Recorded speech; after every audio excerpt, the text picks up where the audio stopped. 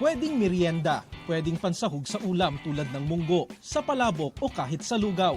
Bawat kagat, talaga namang mapapawaw ka sa lutong at sarap ng chicharon.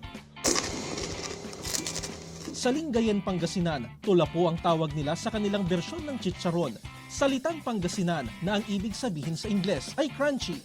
Isang dekada nang gumagawa ng tulapo si Aling Marites. Malaking tulong daw ito dahil dito kinukuha ang dagdag sa araw-araw nilang gastusin. Simple lang ang paggawa ng tulapo, ang mga hiniwang balat ng baboy, lalagyan ng asin at ipiprito hanggang sa maluto. Dapat crunchy pagka niluto na pambinta na crunchy. Yung ibang chicharon kasi yung balat lang.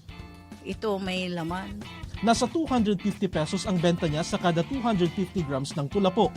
Umaabot pa raw sa ibang probinsya ang kanyang produkto. Si Rebecca, suki na raw ng tulapo. Bata pa lang daw siya nang makahiligan niyang kumain nito. Masarap kasi maraming, every time na may balikbayan o kayo may nagbabakasyon dito, yun ang hinahanap nila palagi. Para sa GMA Integrated News, ako si Jeric Pasiliao ng GMA Regional TV, ang inyong saksi. Mga kapuso, maging una sa saksi.